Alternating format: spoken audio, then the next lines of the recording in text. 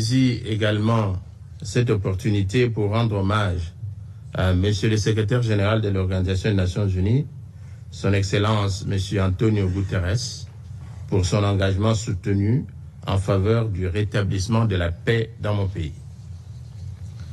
Qu'il me soit permis enfin de remercier Madame Bintou Keïta, représentante spéciale du secrétaire général et chef de la MONUSCO, pour sa présentation riche en informations de ce matin. Ma délégation a pris acte du rapport du secrétaire général sur la mission de l'Organisation des Nations Unies pour la stabilisation en République démocratique du Congo, document S-BAR 2025-590 du 19 septembre 2025. Mais elle voudrait d'abord rappeler que le 22 août dernier, lors de la réunion spéciale convoquée à l'initiative des États-Unis d'Amérique et du Panama sur la situation en République démocratique du Congo, elle avait regrettablement attiré l'attention du Conseil sur 3 points importants, à savoir 1. La poursuite sans relâche des atrocités et crimes de masse dans la partie est de la République démocratique du Congo contre les populations civiles, ainsi que le désastre humanitaire amplifié au quotidien par l'agression de la coalition RDF M23. Ce matin encore, des centaines de jeunes de la ville de Bukavu ont été emportés en masse par l'armée rwandaise et sa brigade avancée de AFC M23 vers une destination inconnue. 2. La non-application des dispositions pertinentes et claires de la résolution 2773, adoptée à l'unanimité le 21 février 2025 par votre Conseil, notamment le retrait immédiat et sans condition de l'armée rwandaise, Rwandan Defense Forces, et de leur brigade avancée en RDC, la tristement célèbre AFC M23. Troisièmement, j'avais également évoqué les différentes initiatives de paix sous l'égide des États-Unis d'Amérique et du Qatar, initiatives qui ont abouti à la conclusion le 27 juin 2025 à Washington d'un accord de paix entre la République démocratique du Congo et le Rwanda, ainsi qu'à la signature à Doha de la déclaration de principe, une sorte de feuille de route préliminaire dans le cheminement vers la paix entre la République démocratique du Congo et l'AFC M23. Monsieur le Président, aujourd'hui, mon premier message part de l'observation que, depuis plus de 3 décennies, l'Est de la République démocratique du Congo subit une guerre atroce. Des générations entières ont grandi sous l'ombre de la violence, des déplacements massifs, de l'esclavage sexuel et du pillage de leur terre natale. L'agression dont la République démocratique du Congo est victime a plongé nos provinces de l'Est dans un désastre humanitaire avec près de 7 millions de déplacés internes. Le pic a été atteint en janvier et février 2025, lorsque les villes de Goma et Bukavu ont été envahies par les forces de défense du Rwanda et leur brigade avancée en RDC, l'AFC M23. Il convient de préciser ici que le processus diplomatique engagé avec toutes les parties au conflit n'exclut nullement la quête de la justice et de la réparation. Et comme l'affirmait le président de la République, son Excellence M. Félix-Antoine Tshisekedi Tshilombo, du haut de la tribune de la 80e session de l'Assemblée générale le 23 septembre dernier, les Nations unies elles-mêmes, à travers le rapport Mapping, ont documenté l'ampleur des atrocités. Ce n'est pas seulement un conflit, c'est un génocide silencieux qui frappe le peuple congolais depuis plus de 30 ans. En juillet dernier, encore, plus de 300 civils, dont 48 femmes et 19 enfants, ont été massacrés dans les territoires de Rutshuru par l'AFC M23 avec l'appui des forces de défense du Rwanda. Ces crimes ne sont pas isolés. Ils s'inscrivent dans une continuité macabre. Je remercie les États-Unis d'Amérique d'avoir pris l'initiative, le mois dernier, de convoquer une session extraordinaire du Conseil de sécurité pour examiner ces massacres documentés par Human Rights Watch. Fin de citation. Monsieur le Président, ce n'est pas seulement une crise congolaise. C'est une tache noire sur la conscience collective de l'humanité. Les cycles répétés d'atrocités, alimentés par la cupidité pour les minerais stratégiques et les ingérences étrangères, principalement du Rwanda, reflètent le coût de l'indifférence et le prix de l'impunité. Chaque fois que des crimes restent impunis, chaque fois que les victimes restent silencieuses, la porte s'ouvre à de nouvelles vagues de violence.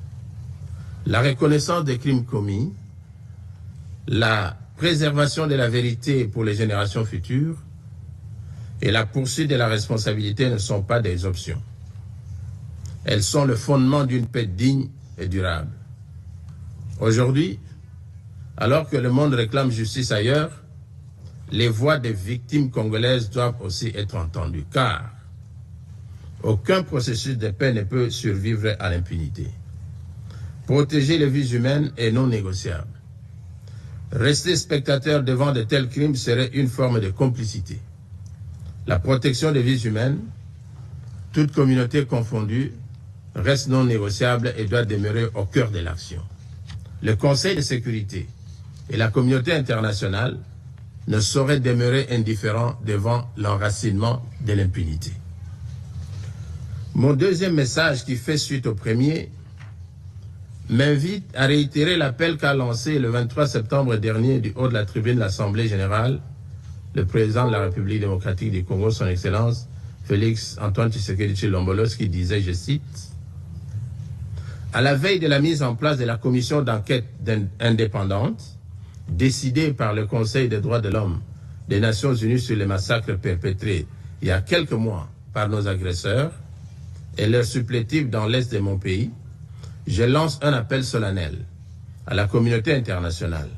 Elle a le devoir moral et politique de soutenir cette démarche essentielle afin d'établir la vérité, rendre justice aux victimes et jeter les assises d'une paix durable ancrée dans la mémoire et la responsabilité partagée. » Fin des citations. Monsieur le Président, pour mettre un terme à ce conflit, le Conseil de sécurité, par sa résolution 2773 du 21 février 2025, a notamment exigé le retrait du M23 des villes de Goma, Bukavu et de toutes les zones sous son contrôle, le démantèlement des administrations parallèles instaurées en violation de la souveraineté de la République démocratique du Congo, ainsi que la cessation de tout appui direct ou indirect au M23. L'accord de Washington et la déclaration de principe de Doha abondent dans le même sens, car le retrait des troupes rwandaises, la fin de leur appui au M23 et le retour de l'autorité de l'État congolais sur toutes les zones occupées constituent des conditions non négociables pour une paix véritable. Le Conseil de sécurité, garant du maintien de la paix et de la sécurité internationale, doit veiller à la stricte application de cet accord, désormais indissociable de la mise en œuvre de sa résolution 2773. Tant que ces décisions ne seront pas exécutées, le sang des innocents continuera de couler. Monsieur le Président, je voudrais encore faire mien le récent propos du président de la République, son Excellence Félix Antoine Tshisekedi, pour préciser que l'objectif pour la République démocratique du Congo demeure inchangé. Obtenir une paix juste, durable et véritable, non une accalmie factice et éphémère qui, depuis près de 30 ans, a trop souvent déçu l'espérance de notre peuple.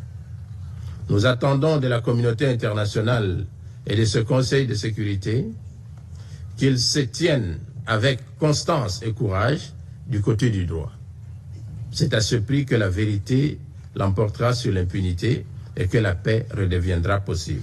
La République démocratique du Congo est un pays de vie, de richesse naturelle et de résilience humaine. Nous voulons contribuer à la paix mondiale, mais la paix commence par la reconnaissance de notre propre tragédie. J'adresse à cette Assemblée un appel solennel. Reconnaissez le génocide congolais, soutenez notre combat pour la vérité et la justice et aidez-nous à bâtir enfin une paix durable au cœur de l'Afrique.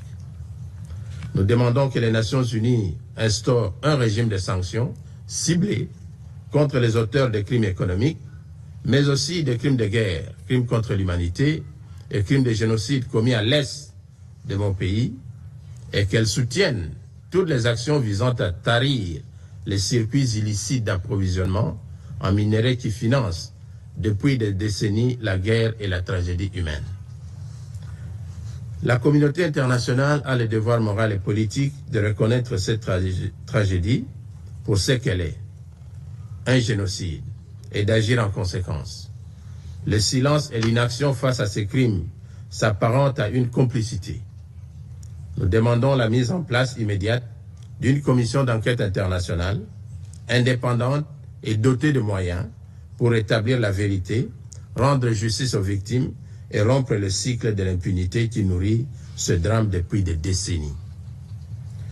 Monsieur le Président, en ce qui concerne la MONUSCO, la position de mon pays a déjà été exprimée maintes fois ici. Mon gouvernement est en plus favorable à l'option d'un rôle opérationnel à conférer à la MONUSCO en matière de vérification d'un éventuel cessez-le-feu et de soutien à la mise en œuvre des accords de paix. Nous voulons insister sur la nécessité pour les conseils de sécurité de renforcer diplomatiquement, militairement ainsi que financièrement la MONUSCO pour l'accomplissement de son mandat qui sera bientôt renouvelé. Nous en appelons au Conseil de prendre des décisions pour contraindre le Rwanda et son supplétif du M23FC de ne pas entraver les libertés de mouvement de la force de paix de la MONUSCO. Une telle posture est indigne d'un pays qui prétend porter le manteau de contributeur de troupes au système des Nations Unies. Monsieur le Président, permettez-moi avant de clôturer mon propos de réitérer les demandes formulées par mon pays au Conseil pour faire avancer l'agenda vers la restauration d'une paix durable et non d'une paix factice et éphémère à l'est de la RDC. Premièrement, que le Conseil puisse veiller sans atermoiement à la stricte application de l'accord du 27 juin 2025 signé entre la République démocratique du Congo et le Rwanda, désormais indissociable de la mise en œuvre intégrale sans faille des dispositions de la résolution 2773-2025. Deuxièmement, qu'il renforce sans délai le régime de sanctions en y inscrivant les commandants de l'AFC M23 et les responsables rwandais. Troisièmement, qu'il soutienne sans délai la mise en œuvre effective de la commission d'enquête internationale prévue par la résolution A-HRC-RES-S-1 adoptée le 7 février 2025 lors de la 37e session extraordinaire du Conseil des droits de l'homme des Nations Unies. Je vous remercie. I thank the representative of Democratic Republic of the Congo for the statement. I now give the floor to the representative of Rwanda. Kein Stress beim Waschen. Probiert die Spee 4 in 1 Power Caps. Ultimativ sauber und frisch. Neu. Color Strong Haarfarbe ohne Ammoniak. Starkes Haar und multidimensional. Thank you for giving me the floor. And allow me to begin by commending you for your leadership, Mr. President, of the Security Council this month. I also thank Madam Bintou Keita for her updates on the situation in the Eastern Democratic Republic of the Congo and on the work of MONUSCO. Mr. President, as we meet today, since the signing of the Washington Agreement, Rwanda has engaged constructively in all follow-up meetings, including the following engagements. The Joint Oversight Committee has already met twice, on the 30th of July, on the 3rd of September, and will meet again on the 1st of October.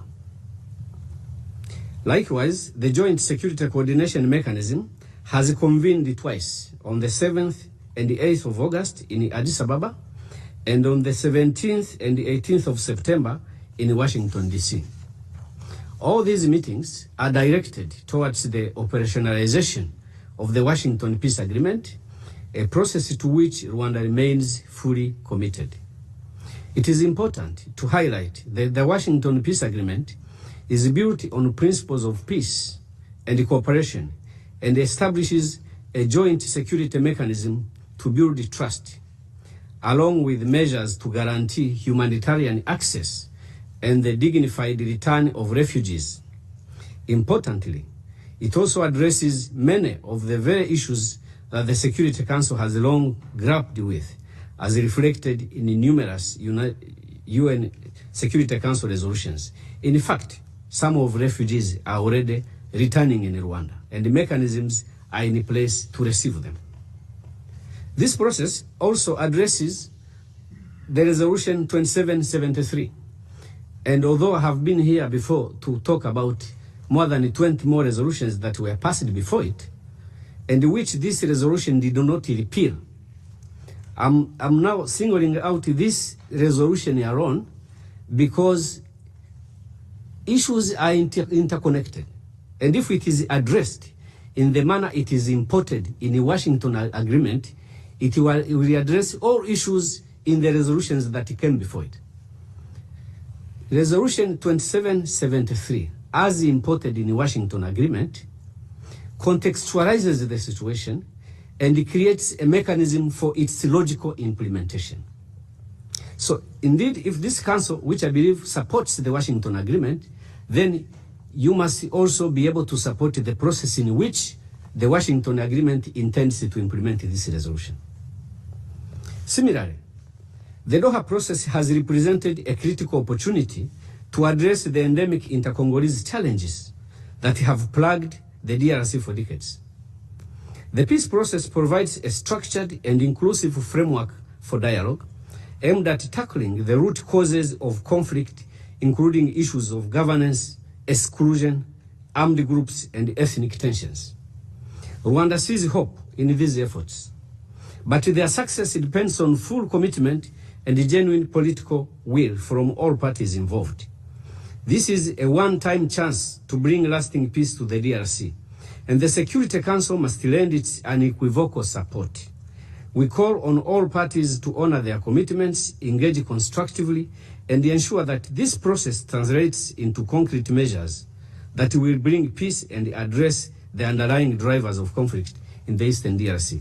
I want to reiterate that Rwanda is fully committed to this process, and we shall implement it to the letter.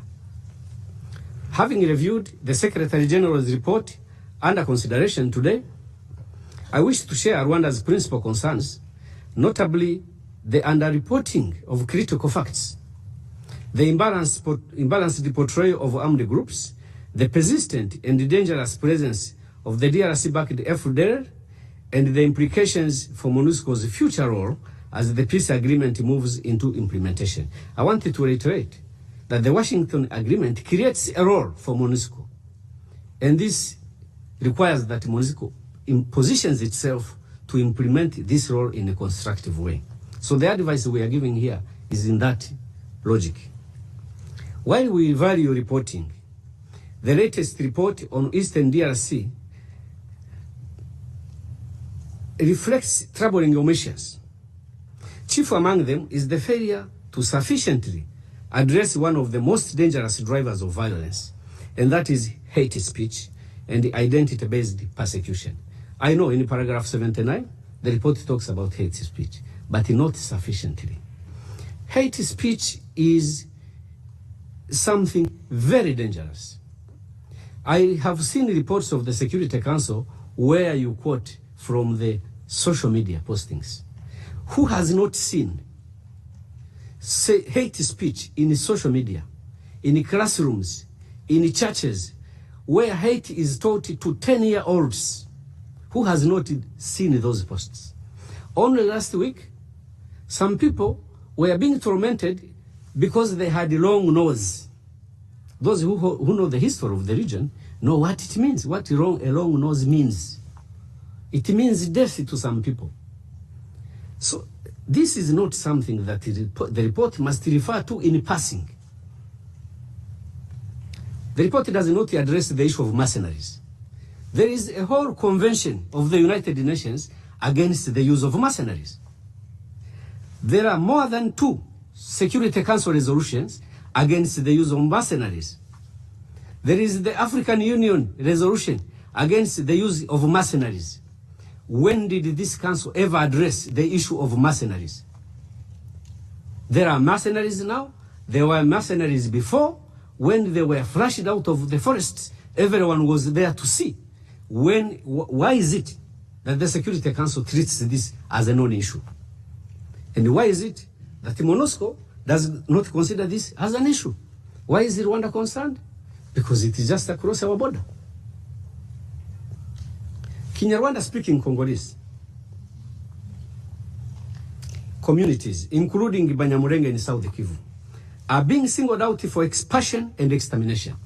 Again, who has not seen or who did not hear that there was an ultimatum given in Uvira for Tutsis to leave the country, a 10-day ultimatum. I met one senior official of the UN on the 8th day to ask why the UN had been silent all along. A commander of the army issues an ultimatum for the ethnic group to leave the country. Where was the emergency meeting to address that? Why is the UN until now silent about it? Is it normal that an ethnic group is ordered to leave the country of their origin to go to where they are perceived to believe, to belong? Because telling the truth is the only thing we can do here. And we will not tire repeating it and repeating it.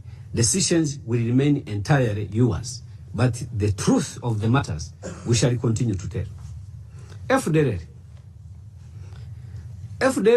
that is backed by the DRC government, has an origin in the force that killed 1 million Rwandans. It is the only genocidal group that remained in its military formation in known locations with the same intentions undisturbed for the period of 31 years now. There is not any other single group I know in the history that committed the genocide, remained in that military formation, kept their arms, regrouped, got supported, remained pursuing its intent for 31 years, and today the report says they have strongholds undisturbed. That is FDLR. That is discussed here as a non-issue. Actually, let me say something that you may not have to provide an answer for, but take time to reflect about it. FDLR is within FARDC, and it is known, it is in your reports. FDLR is assisted by the DRC government. It is there, it is known, it is in your reports. MONUSCO cooperates with the DRC government, with DRC army, knowing FDLR is within DRC army. And what MONUSCO does, and this is on record, is to avoid units and battalions in which FDLR is deployed. So which standard is that? That there is a formal military cooperation between a UN force and a government force that has a genocide force within it, as long as they are not kept in the same units. Formally, that is the position of MONUSCO. What does complicity mean if that is not complicity? MONUSCO knows FDLR units are within FARDC units. What they do is just avoid those. So you can use them elsewhere as long as we don't mix. But you are in the same efforts. Same military efforts, same military campaign. How did it occur in the wisdom of this council to form that partnership against M23, against Rwanda? M23 are Congolese who are being expelled from their country. Rwanda is a country that suffered the genocide at the hands of FDLR, and which has suffered 21 more attacks after 1994. If 21 attacks by a non-state group supported by a state member to the UN, if it does not constitute the reason to activate Article 51 of the Charter, which justifies that? Which threshold does exist? 21 attacks in the period of 31 years. If you wanted to know how many times FDLR has attacked Rwanda, look at how many travel advisories some of your countries have issued. Because every time they attack Rwanda, you advise your citizens not to go to that part of Rwanda. So you can just correct those advisories. You will know how many times FDLR has attacked Rwanda. And we are being advised to lift our defensive measures when FDLR has strongholds that Madam Keita is telling us. It happened once to us in 94. We took advice from preachers and hid in churches, and we were slaughtered like cows. It will never happen again. Thank you very much. The representative of Rwanda for the statement.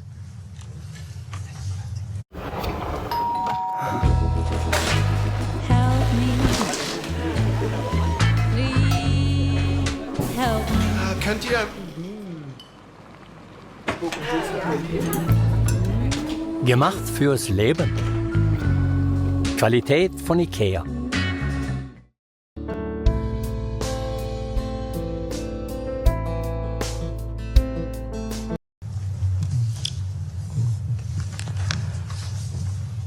The Republic of Congo, the representative of Democratic Republic of Congo has requested for the floor to make a further statement. Monsieur le Président, je vous remercie de me donner à nouveau la parole. J'aurais pu me taire tout simplement parce que ce que nous avons dit était suffisamment clair. Mais devant les élucubrations de mon collègue du Rwanda, je crois que je suis obligé quand même d'y revenir un tout petit peu. Si cette organisation des Nations Unies respectait la charte telle qu'elle a été rédigée en 1945, le Rwanda, qui a envahi le territoire d'un autre pays, ne serait peut-être même pas admis à s'asseoir à côté de nous ici aujourd'hui. Parce que l'objectif des fondateurs de cette organisation, c'était de faire en sorte que la guerre ne revienne plus. Ce pays a envahi le territoire de la République démocratique du Congo. Ils ont leurs troupes sur le territoire de la République démocratique du Congo. Ils tuent au quotidien, ce matin encore à Bukavu.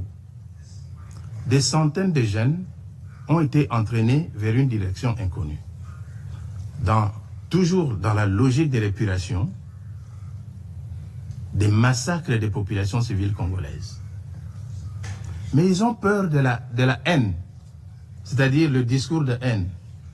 Vous parlez du discours de haine, vous qui êtes sur le territoire d'un autre pays, en train de massacrer les populations et les tuer, vous osez parler du discours de haine. Donc vous avez peur du discours de haine pendant que vous êtes en train de massacrer des populations d'un autre pays sur son territoire, avec armement et avec tout. Même la MONUSCO a souffert de pertes en vies humaines par le fait du Rwanda.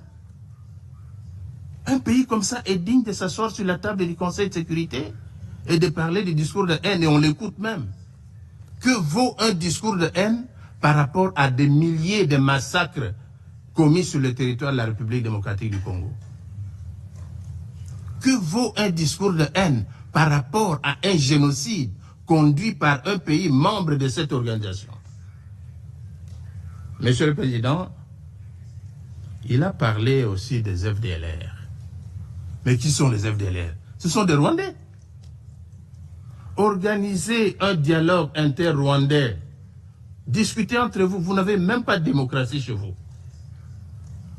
La démocratie n'existe pas au Rwanda. Tous les opposants rwandais sont en dehors du Rwanda. Quand ils sont à l'intérieur, ils sont tués et assassinés. Au Congo, nos opposants sont au Congo. Nous discutons. Nous avons la démocratie, même si on ne peut pas la comparer à la démocratie occidentale. Elle existe. Où est la démocratie au Rwanda? Où est la démocratie au Rwanda? Citez-moi un seul opposant rwandais qui existe au Rwanda. Ça n'existe pas. Alors venir débiter des choses du genre, voilà, discours de haine et tout consort, mais ça n'a pas de place ici. Monsieur le Président, les FDLR, parce qu'on en parle toujours, on a fait pratiquement son cheval de bataille ici. Ce sont des Rwandais, je l'ai dit. Si les Rwandais veulent la paix avec les FDLR, mais pour convoquer un dialogue entre vous, discuter. Qui plus est, ces FDLR sont où? C'est à l'est de la République démocratique du Congo. Et qui occupe l'est de la République démocratique du Congo maintenant? C'est le Rwanda et le M23. Mais nous avons dit, nous contribuons au démantèlement des FDLR. C'est ça le sens de l'accord de Washington. Tout simplement parce que nous voulons la paix. Mais qu'on ne vienne pas nous débiter ici des choses du genre comme si, à la base de toute cette insécurité, c'est les FDLR. C'est faux, archi faux. C'est l'exploitation des minerais du Congo. On ne va pas s'en départir, nous l'avons dit plusieurs fois. Nous considérons que les graves violations des droits de l'homme qui se commettent à l'est de la République démocratique du Congo sont le fait du Rwanda. C'est un pays agresseur. On devait les traiter en tant que tels selon la Charte des Nations Unies. Nous sommes étonnés de constater que nous essayons toujours avec un agresseur qui vient avec des arguments, qui fait écouter même des arguments qui n'ont pas de valeur devant vous. Combien de fois parlera-t-on des FDLR? Combien de fois parlera-t-on de discours de haine? Et qui le dit? Un pays qui a envahi le territoire d'un autre.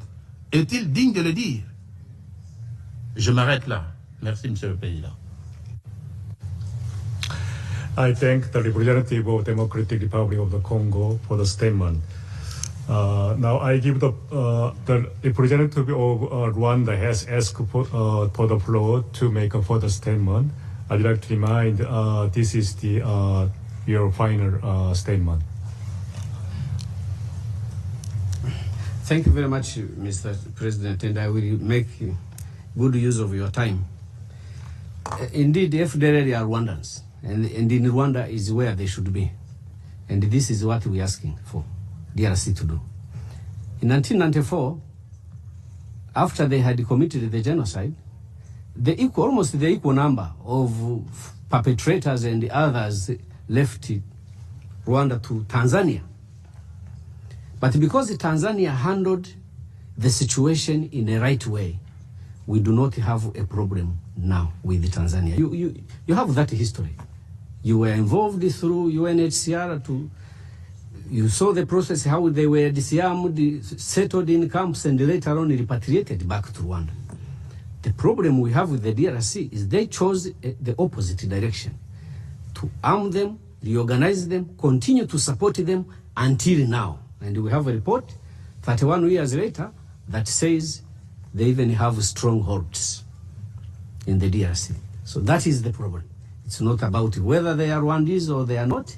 These are people, Rwandans, yes, who killed our people, who want to continue killing. The intent, they still have that genocidal intent.